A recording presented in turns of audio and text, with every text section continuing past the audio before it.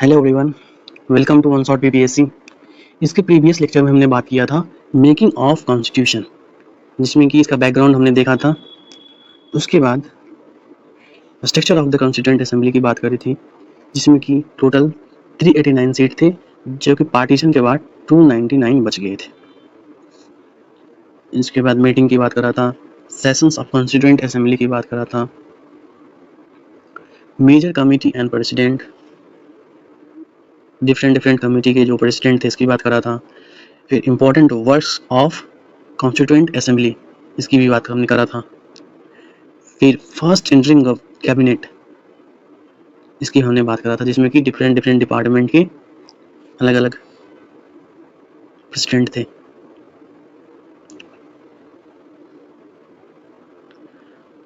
आज हम लोग बात करने वाले हैं preamble and feature of the constitution.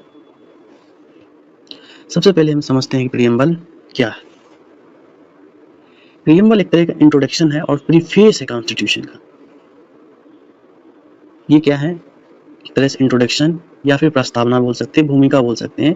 Preamble constitution का एक प्रस्तावना है या फिर भूमिका है, ठीक है, जो कि दिखाता है कि कॉन्स्टिट्यूशन हमारा कैसे होने वाला है, उसमें क्या क्या होने वाला है। एक तरह से ये समरी है। थोड़ा सा हम ओवरलुक करेंगे constitution of India main preamble को। उम्मीद करते हैं थोड़ा सा आपको दिख रहा होगा।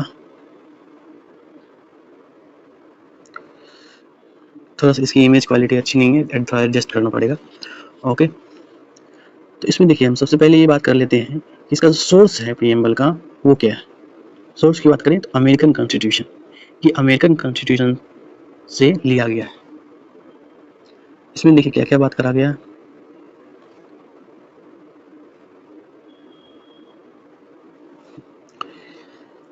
We the people of India, हम भारत के लोग। उसके बाद बात करी गई है, मेन पॉइंट को हम लोग देख रहे हैं, sovereign, socialist, secular, democratic, Republic. इसको हम शॉर्ट में याद रखेंगे S S S, triple S D R, ठीक है, ट्रिपल एस डी आर, ठीक है। इसके बाद देखिए क्या करेगा, जस्टिस के बारे में बात करिए। जस्टिस में आप 3 पॉइंट है, सोशल, इकोनॉमिक एंड पॉलिटिकल। आप इसको ऐसे याद रखते हैं, जस्टिस जो मिलना चाहिए वो शेप में होना चाहिए। जस्टिस मिलेगा कैसे?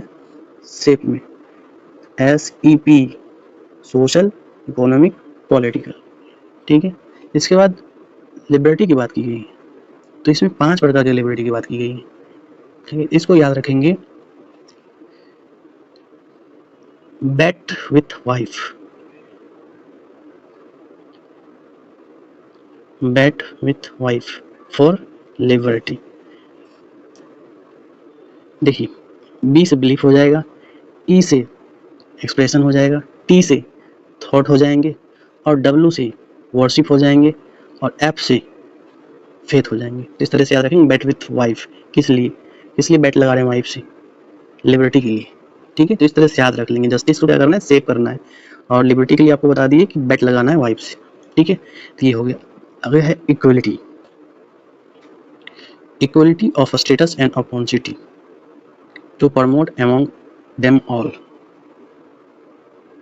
इक्वलिटी को क्या करना है? प्रमोट करना है सभी के बीच में, ठीक है। ये इक्वलिटी के बारे में कहा गया है। फ्रेटर्निटी, इसमें कहा गया है assuring the dignity of the individual and the unity and integrity of the nation. देखिए, यूनिटी तो इसमें पहले से ही था, इस इंटीग्रिटी को बाद में ऐड किया गया है।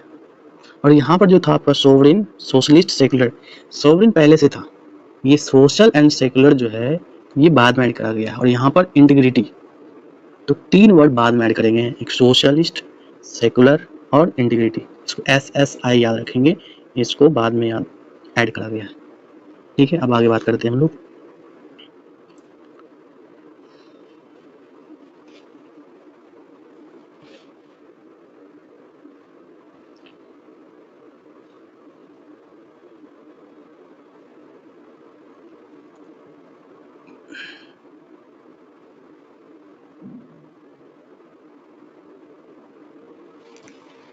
तो प्रीएम्बल के बारे में फर्स्ट पॉइंट ऑलरेडी हमने पढ़ रखा है कि प्रीएम्बल क्या है, इंट्रोडक्शन और प्रीफेस, इंट्रोडक्शन है या प्रीफेस। अब हम आगे बात करेंगे। देखिए प्रीएम्बल में ये लिखा हुआ है कि प्रीएम्बल मेंशन करता है main elements of the constitution, जैसे कि ideals, objectives, structure, source and date. Next point है also mention the essence of the constitution. यहाँ पे ये मतलब है कि कॉन्स्टिट्यूशन का मूल भाव क्या है, उसको भी ये मेंशन करता है प्रीएम्बल। क्या सार क्या है कॉन्स्टिट्यूशन का, वो मेंशन करता है प्रीएम्बल। ठीक है। नेक्स्ट पॉइंट है हमारा लैंग्वेज। लैंग्वेज जो प्रीएम्बल का अडॉप्ट किया गया है वो किया गया है ऑस्ट्रेलियन कॉन्स्टिट्यूशन से। देखिए अगर हम ये बात करें कि प्रीएम्बल कहाँ से लिया गया है तो वो होगा अमेरिकन कॉन्स्टिट्यूशन, लेकिन इसकी लैंग्वेज की बात करें तो वो अडॉप्ट किया गया है ऑस्ट्रेलियन कॉन्स्टिट्यूशन से। ठीक है। अब नेक्स्ट पॉइंट है हमारा इंस्पिरेशन। ये जो है इंस्पायर्ड है ऑब्जेक्टिव रिजोल्यूशन से। ऑब्जेक्टिव रिजोल्यूशन जो है ये प्रपोज किया गया था जवाहरलाल नेहरू ऑन 13 दिसंबर 1946 को। ठीक है। तो ये था, ये ऑब्जेक्टिव रिजोल्यूशन पे बेस्ड है। आगे बात करते हैं नेक्स्ट पॉइंट के बारे में। नेक्स्ट पॉइंट ये है कि एडॉप्टेड बाय कॉन्स्टिट्यूएंट असेंबली 26 नवंबर 1949। 26 नवंबर 1949 को क्या किया गया, अडॉप्ट किया गया। इसके द्वारा कॉन्स्टिट्यूएंट असेंबली के द्वारा। ठीक है। इंस्पायर था ऑब्जेक्टिव रिजोल्यूशन से, लेकिन इसको अडॉप्ट कब किया गया है प्रीएम्बल को, 26 नवंबर 1949। ओके। अब हमारा नेक्स्ट पॉइंट है कि प्रीएम्बल जो है ये नॉन जस्टिसिएबल है। नॉन जस्टिसिएबल का मतलब ये है कि इसको हम कोर्ट में इन्फोर्स नहीं कर सकते।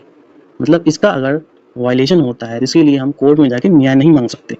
तो यहीं पे लिखा हुआ can not be enforced in court. Okay. Next point है प्रीएम्बल अमेंडेड ओनली वंस। सिर्फ एक ही बार अमेंड किया गया है इसको, जो कि है 42nd अमेंडमेंट 1976। ठीक है। उस टाइम इंदिरा गांधी की सरकार थी, उसने इसको अमेंड करा था। और इसमें देखिए सोशलिस्ट, सेकुलर और इंटीग्रिटी वर्ड्स को ऐड किया था। ऑलरेडी हमने इस पर बात करा हुआ है। ठीक है। और ये सोशलिस्ट है यहाँ पर, ये रशियन वाला सोशलिस्ट नहीं है, हमारा डेमोक्रेटिक सोशलिस्ट की बात की गई यहाँ पे। आगे हम इसकी बात करेंगे। ओके।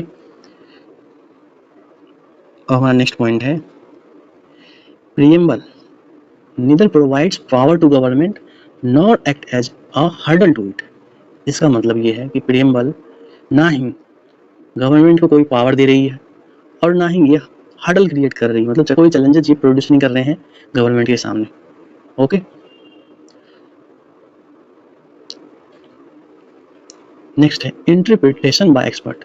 डिफरेंट एक्सपर्ट ने क्या इंटरप्रेट करा है प्रीएम्बल के बारे में, उसके बारे में बात करेंगे। जैसे कि देखिए अर्नेस्ट बेकर, इसने प्रीएम्बल को की टू द कॉन्स्टिट्यूशन कहा है। इसको आप ऐसे याद रखिएगा, बेकर में की आ रहा है। ठीक है। तो के से याद रख लेंगे की। ठीक है। अर्नेस्ट बेकर, यहाँ पे कर आ रहा है तो की टू द कॉन्स्टिट्यूशन किसने कहा है, तो हम ये बोले अर्नेस्ट बेकर ने कहा है। ठीक है। नेक्स्ट है कृष्णा स्वामी अय्यर।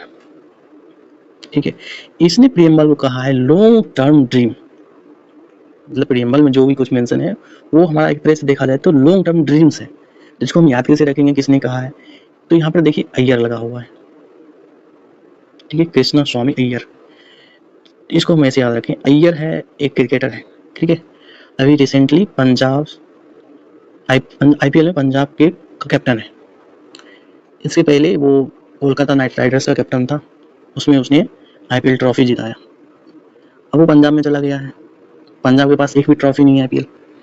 तो अब देखिए सुरेश अय्यर का क्या लॉन्ग टर्म गोल है कि दूसरी बार आईपीएल ट्रॉफी को जीतना है। ठीक है। तो हम ऐसे याद रखेंगे अय्यर का क्या गोल है, लॉन्ग टर्म गोल है कि दोबारा ट्रॉफी आईपीएल का जीता जाए। ठीक है। हो सकता है इस बार जीत जाए पंजाब किंग्स 11। ठीक है। तो इस तरह से याद रखेंगे कृष्ण स्वामी अय्यर क्या कहा है प्रीएम्बल के बारे में, लॉन्ग टर्म ड्रीम्स। ठीक है। अय्यर के बारे में हमने थोड़ा सा बात कर लिया ताकि आपको रिलेट हो जाए थोड़ा सा, तो याद रह जाए। ठीक है। नेक्स्ट है एन ए फाल्केवाला।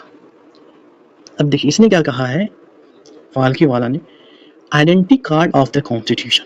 प्रीएम्बल क्या है, आइडेंटिटी कार्ड है कॉन्स्टिट्यूशन का। इसको हम लोग ऐसे याद रखेंगे, पहले के ज़माने में पालकी में दुल्हन को ले जाया जाता था, ठीक है। तो उनके पास कोई आइडेंटिटी कार्ड नहीं होता था, मतलब ये है कि पालकी में दुल्हन के पास कोई आइडेंटिटी कार्ड नहीं है, ठीक है। तो इस तरह से बस रिलेट करके इस तरह से याद रखना है। तो एन के पालकी वाला, इसने क्या कहा है, आइडेंटिटी कार्ड ऑफ कॉन्स्टिट्यूशन, ठीक है। तो एक बार हम रिवीजन करा देते हैं। अर्नेस्ट बेकर, इसमें बताए थे KER अक्षर आ रहा है तो इसको की टू द कॉन्स्टिट्यूशन बोलेंगे। और दूसरा है कृष्ण स्वामी अय्यर, अय्यर का लॉन्ग टर्म ड्रीम क्या है कि IPL की ट्रॉफी को दोबारा जीतना, ठीक है, इसीलिए उसने टीम भी चेंज करा है। तो ये हो गया, ठीक है। बहुत लोगों को नहीं पता होगा क्रिकेट के बारे में, तो कोई बात नहीं, आप इस तरह से याद कर सकते हैं। नेक्स्ट है एनी पालकी वाला। तो पालकी में जो दुल्हन है उनके पास क्या आइडेंटिटी कार्ड नहीं है, तो identity card of the constitution किसने कहा है, एनी पालकी वाला, ठीक है। नेक्स्ट है KM मुंशी, ठीक है। देखिए मुंशी जो है यहाँ पे ये हीरो बनता है, ऐसे याद रखेंगे। इसने जो प्रियम्बल के बारे में कहा है वो कहा है होरोस्कोप ऑफ द रिपब्लिक, तो हम इसको ऐसे याद करेंगे कि मुंशी जो है वो हीरो बनता है किस दिन, रिपब्लिक डे के दिन, ठीक है। इस तरह से हम याद रख लेंगे, रिपब्लिक डे के दिन हीरो कौन बनता है, मुंशी, ठीक है।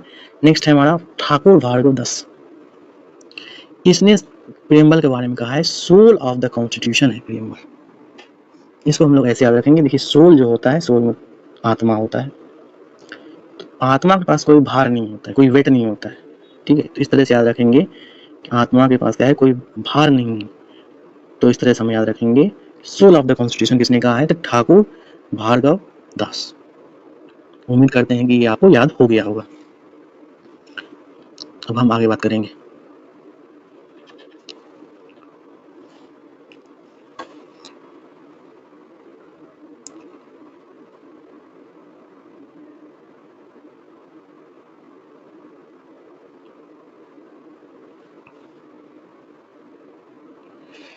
एलिमेंट्स ऑफ प्रियम्बल की बात करेंगे। देखिए एलिमेंट्स में सोर्स की पहले बात कर लेते हैं। सोर्स अभी हमने बताया था, we the people of India, ये क्या है, सोर्स। हम भारत के लोग जो हैं ये क्या है, सोर्स है। ऑब्जेक्टिव्स क्या है, ऑब्जेक्टिव है कि जस्टिस मिले, लिबर्टी मिले, इक्वलिटी मिले, फ्रेटर्निटी मिले, ठीक है। तो अब जस्टिस में भी कौन सा जस्टिस की बात हम लोग करे थे, हम लोगों ने बात किया था सेफ, जस्टिस को सेव करना है, तो SEP, social economic and political justice की बात करा था। और देखिए ये जो इंस्पायर्ड है, ये 1917 रशियन रिवॉल्यूशन से इंस्पायर्ड है, जस्टिस, ओके। सबको जस्टिस मिले, socially, economically, politically, okay. Next objective है हमारा लिबर्टी। लिबर्टी के बारे में ऑलरेडी मैंने आपको याद करवा दिया है, इसमें याद कराया था जस्टिस को क्या करना था, सेव करना था, SEP सेव। और लिबर्टी के बारे में हमने ये कहा था कि बैट लगाना है आपको वाइफ के साथ, ठीक है। B से हो गया आपका बिलीफ, E से एक्सप्रेशन, T से थॉट, W से हो गया वर्शिप, और F से हो गया फेथ, ठीक है। इस तरह से हम लोग याद रख लेंगे। और कभी कभी ये भी पूछ देता है कितने प्रकार की जस्टिस की बात करा गया है, तो 3 है। कितने हैं, 3 है। और कितने प्रकार की लिबर्टी है, यहाँ पे लिबर्टी जो है वो 5, ठीक है। इसके बाद है इक्वलिटी, नेक्स्ट ऑब्जेक्टिव है प्रियम्बल का इक्वलिटी। तो इक्वलिटी में ये कहा गया है कि नो स्पेशल प्रिविलेज, कोई स्पेशल प्रिविलेज किसी को नहीं मिलने वाला है। Everyone equal before the law, सारे लॉ जो होंगे सबके लिए इक्वल है, सबके लिए बराबर है, कोई डिस्क्रिमिनेशन नहीं होगा, ठीक है। ये हो गया इक्वलिटी। नेक्स्ट ऑब्जेक्टिव है फ्रेटर्निटी। फ्रेटर्निटी का मतलब है ब्रदरहुड, इसमें ऑलरेडी हमने बात करा था unity and integrity. Unity and integrity कैसे बढ़ेगी, जब लोगों के बीच ज्यादा ब्रदरहुड होगा, भाईचारा बढ़ेगी, तो यूनिटी ऑटोमेटिक बढ़ेगा, इंटीग्रिटी भी बढ़ेगी। तो इस तरह से फ्रेटर्निटी की बात करी गई थी। नेचर की बात करें तो नेचर में देखिए sovereign, socialist, secular, democratic, Republic, आगे बात करेंगे इसी पर। तो हमने बात करा है कि सोशलिस्ट जो है यहाँ पर डेमोक्रेटिक सोशलिज्म, ना कि रशियन वाला सोशलिज्म है, ठीक है। आगे बात करते हैं।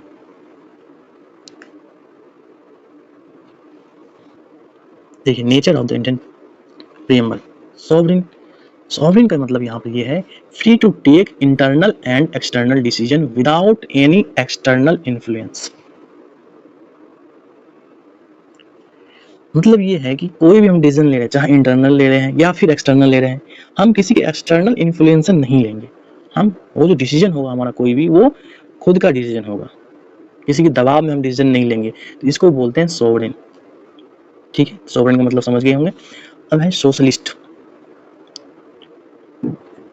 सोशलिस्ट देखिए close to democratic socialism. Democratic socialism के यहाँ पर मतलब ये है, ये जो है वो पॉलिटिकल एंड इकोनॉमिक आइडियोलॉजी पे बेस्ड है। पॉलिटिकल एंड इकोनॉमिक आइडियोलॉजी पे ये बेस्ड होगा।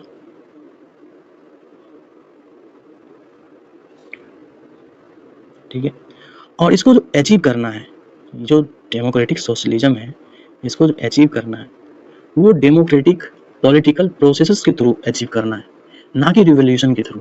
तो रसिया में जो सोशलिज्म है वो रिवॉल्यूशन के द्वारा लाया गया है, लेकिन इंडिया में जो सोशलिज्म है उसकी हम इसमें ये बात कर रहे हैं कि ये जो है इसको हम लोग अचीव करेंगे डेमोक्रेटिक पॉलिटिकल प्रोसेस से, हम रिवॉल्यूशन से नहीं करेंगे।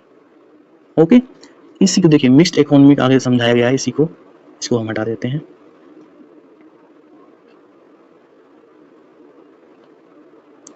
इसी को बोला गया है मिक्स्ड इकोनॉमी। मिक्स्ड इकोनॉमी मतलब यहाँ पर ये है कि को existence of public and private sectors, मतलब पब्लिक सेक्टर भी होंगे और प्राइवेट सेक्टर भी होंगे, दोनों एक साथ एग्जिस्ट करेंगे। ठीक है, तो ऐसा हम लोगों को सोशलिज्म होगा, इसीलिए सोशलिस्ट वर्ड ऐड करा गया था। ठीक है, नेक्स्ट नेचर है सेक्युलर। सेक्युलर का मतलब यहाँ पर है नो स्टेट रिलीजन।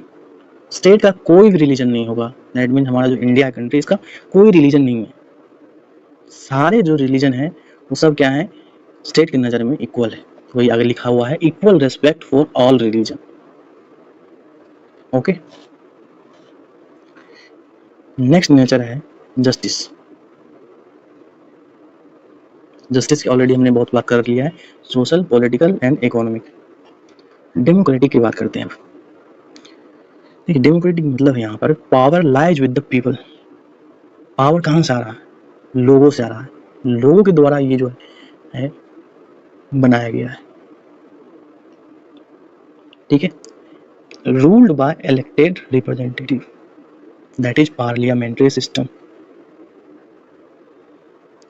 मतलब यहाँ पर हमारा जो डेमोक्रेसी है वो जो होगा वो इलेक्टिव जो रिप्रेजेंटेटिव होंगे उनके माध्यम से कोई भी लॉ बनेगा वो बनेगा। दैट मीन्स पीपल जो होंगे, जो भी लोग होंगे वो रिप्रेजेंटेटिव अपने लिए इलेक्ट करेंगे, और वो रिप्रेजेंटेटिव जो है वो जाके क्या करेंगे, लॉ मेकिंग का काम करेंगे। मतलब यहाँ पे ये समझे, देखिए डायग्राम समझाने की कोशिश करते हैं।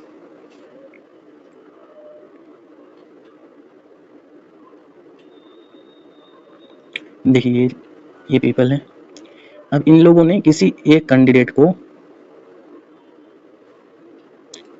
यहाँ पे इलेक्ट किया। अब ये जाएंगे पार्लियामेंट। ठीक है, ये इनके लिए लॉ बनाएंगे।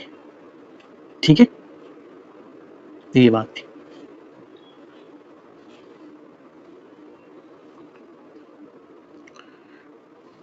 वही समझाया गया यहाँ पर नीचे। एक होती है डायरेक्ट डेमोक्रेसी, एक होती है इनडायरेक्ट डेमोक्रेसी। डायरेक्ट डेमोक्रेसी में क्या होता है, पीपल डायरेक्टली पार्टिसिपेट करते, कोई भी लॉ बनाना है या फिर कोई लॉ अमेंड करना है या फिर कोई लॉ को खत्म करनी है, तो क्या करते हैं वहाँ पे रेफरेंडम कराते हैं, जिसमें कि जो वहाँ के लोग होते हैं वो डायरेक्ट पार्टिसिपेट करते हैं कि हाँ ये होना चाहिए और नहीं होना चाहिए। जिसके फेवर में ज़्यादा वोट आते हैं वो अप्लाई हो जाता है। जैसे कि स्विट्जरलैंड में यही है। अब आप इसमें एक ये बात सोच सकते हैं कि जब इसमें डायरेक्ट पार्टिसिपेट लोग कर रहा है तो इंडिया में ऐसा क्यों नहीं अपनाया। देखिए इंडिया जो है, इंडिया के पास बहुत ज़्यादा पॉपुलेशन है, जबकि स्विट्जरलैंड के पास बहुत ही कम पॉपुलेशन है। इसलिए वहाँ पे पॉसिबल है कि रेफरेंडम कराया जा सके, इंडिया में पॉसिबल नहीं है ये। और बहुत कॉस्टली भी हो जाएगा, क्योंकि एक लॉ बनाने के लिए हमेशा रेफरेंडम कराना, और तो इसलिए इंडिया में अप्लाई नहीं है। इंडिया में क्या है, इनडायरेक्ट डेमोक्रेसी। यहाँ पे क्या कर रहे हैं, पीपल इलेक्ट कर रहे हैं रिप्रेजेंटेटिव को, और फिर रिप्रेजेंटेटिव क्या कर रहे हैं, लोगों के लिए लॉ बना रहे हैं। ठीक है, नेक्स्ट पॉइंट है हमारा रिपब्लिक। रिपब्लिक बोलने का मतलब ये है कि जो हेड ऑफ द स्टेट होगा वो इलेक्टेड होगा, ना कि हेरिडेटरी होगा। Head of the state elected होंगे, हेरिडेटरी नहीं होंगे। जो जिनका पिताजी भी क्या थे, हेड थे स्टेट का, उनके बेटे भी स्टेट होंगे, ऐसा नहीं होगा। ठीक है, यहाँ पर क्या होंगे, हेड ऑफ स्टेट भी क्या होंगे, इलेक्टेड होंगे, इसलिए बोलते हैं ये रिपब्लिक। जैसे कि देखिए, हेड ऑफ स्टेट कौन है, प्रेसिडेंट ऑफ इंडिया। तो प्रेसिडेंट ऑफ इंडिया क्या करते हैं, rules with aid and advice of the council of minister. Council of minister के एड एंड एडवाइस पे प्रेसिडेंट वर्क करते हैं। ठीक है, आगे बात करते हैं हम लोग major landmark cases related to preamble of the constitution. Different cases हैं रिलेटेड टू प्रीएम्बल, उसको हम लोग देखने वाले हैं।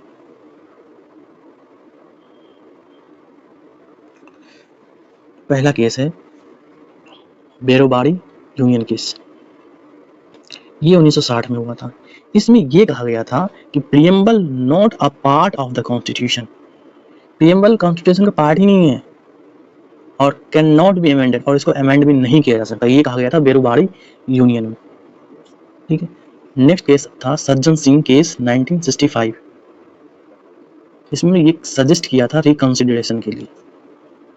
ठीक है, नेक्स्ट केस है गोलकनाथ केस 1967। इसमें ये कहा गया था कि the basic spirit of the constitution is eternal and non negotiable. ठीक है, नेक्स्ट केस है हमारा केशवानंद भारती केस 1973। इसमें ये कहा गया कि preamble is a part of constitution and can be amended but not it basic structure. इसको अमेंड कर सकते हैं, लेकिन जो इसका बेसिक स्ट्रक्चर है वो चेंज नहीं होना चाहिए। ये बहुत ही फेमस केस है, आप लोग जानते भी होंगे। इसके बाद एसआर बोमई केस 1994। इसमें भी ये इस बात को दोहराया गया कि प्रीएम्बल जो है वो इंटीग्रल पार्ट ऑफ कॉन्स्टिट्यूशन है। ठीक है, नेक्स्ट केस है LIC and union of India 1995। इसमें भी यही कहा गया प्रीएम्बल क्या है, इंटीग्रल पार्ट है, लेकिन डायरेक्टली एप्लीकेबल इन कोर्ट नहीं है। तो यहाँ तक हमने देखा प्रीएम्बल के बारे में, एक बार हम रिवीजन कर लेते हैं। सबसे पहले हमने प्रीएम्बल का ओवरव्यू किया था। ठीक है, उसके बाद हमने बात करा था प्रीएम्बल जो है ये अमेरिकन कॉन्स्टिट्यूशन से लिया गया है, और इसका जो लैंग्वेज है वो ऑस्ट्रेलियन कॉन्स्टिट्यूशन से लिया गया है। और भी बहुत सारी इसमें बात कही गई थी, तो हमने एक एक करके आपको समझाया। अब नेक्स्ट टॉपिक है हमारा salient feature of the constitution.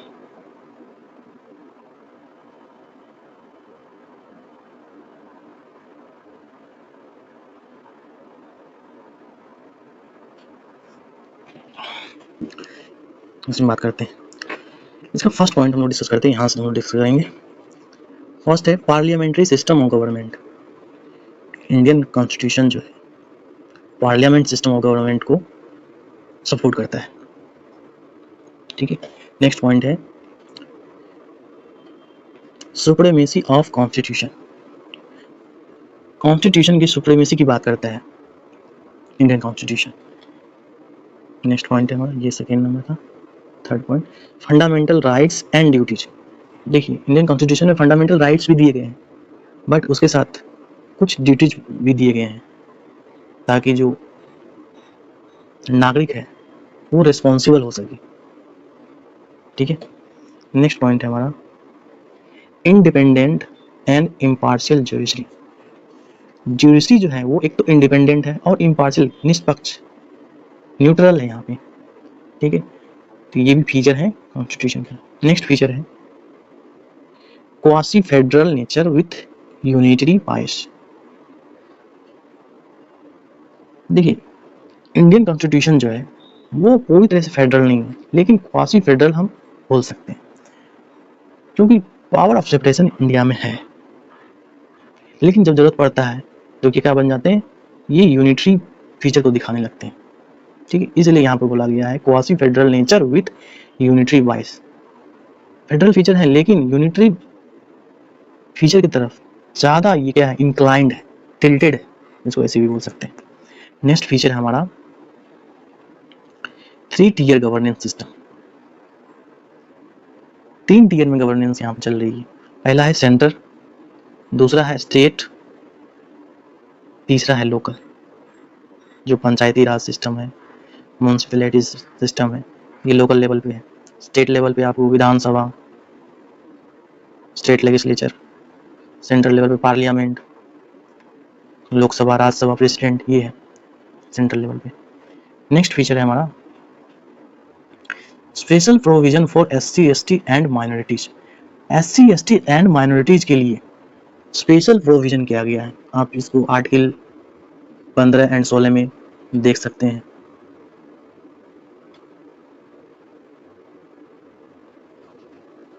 Next point है हमारा सिंगल सिटीजनशिप। इंडियन कॉन्स्टिट्यूशन का सिंगल सिटीजनशिप फीचर है, जो कि लिया गया है ब्रिटिश कॉन्स्टिट्यूशन से। नेक्स्ट फीचर है हमारा यूनिवर्सल एडल्ट फ्रेंचाइज। मतलब यहाँ पर ये है कि सबको वोट करने का अधिकार दिया गया है। नेक्स्ट फीचर है रूल ऑफ लॉ। क्या होगा यहाँ पे, रूल ऑफ लॉ होगा।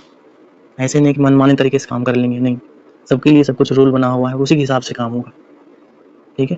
नेक्स्ट पॉइंट है blend of rigidity and flexibility. मतलब ये है कि जब यहाँ पे हमारे कॉन्स्टिट्यूशन को जरूरत पड़ रही है रेजिड होने के, तो ये रेजिड है। जैसे कि कॉन्स्टिट्यूशनल रिफॉर्म करना है या कॉन्स्टिट्यूशनल अमेंडमेंट करने हैं आपको, तो वहाँ पे रिजिड है, आपको वहाँ पे इजीली नहीं हो जाएंगे, वहाँ पे स्पेशल मेजोरिटी की जरूरत पड़ेगी। लेकिन कहीं कहीं पर जहाँ पे उतना हमें जरूरत नहीं है, वहाँ पे फ्लेक्सिबल भी है कॉन्स्टिट्यूशन। जैसे ऑर्डिनरी कोई अमेंडमेंट करना है, उसके लिए हमको स्पेशल मेजोरिटी की जरूरत नहीं पड़ेगी, तो वहाँ पे क्या है कि कॉन्स्टिट्यूशन हमारा फ्लेक्सिबल है, इसीलिए हम लोग इसको बोलते हैं blend of rigidity and flexibility, ठीक है। तो ये था हमारा silent feature of the constitution. Salient feature of the constitution हो गया। इसके बाद हम लोग बात करेंगे federal unitary feature of the constitution. Federal and unitary features of the constitution. देखिए फेडरल फीचर की पहले बात कर लेते हैं।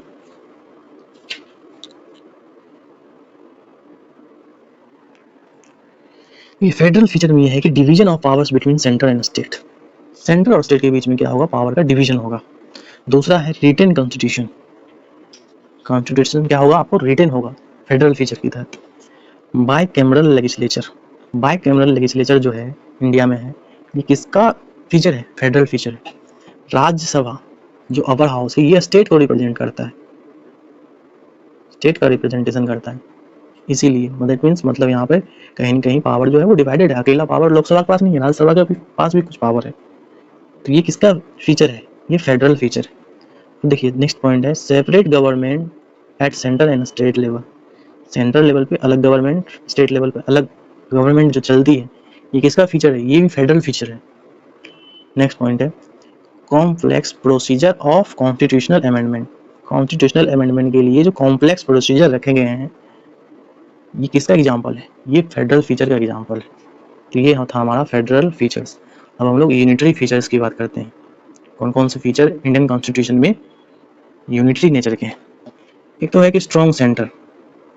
सेंटर क्या है हमारा, स्ट्रॉन्ग है।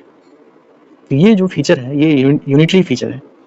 प्रेसिडेंट रूल आर्टिकल 356 के तहत जो लगता है वो भी इसी फीचर को दिखाता है, यूनिटरी फीचर को दिखाता है, क्योंकि वहाँ पे स्टेट का जो है रोल खत्म हो जाता है। सारा जो रूल रेगुलेशन को किसके पास आ जाता है? प्रेसिडेंट के पास आ जाता है। प्रेसिडेंट बोले तो एक तरह से ये सेंटर ही है, क्योंकि ये पार्लियामेंट का पार्ट है।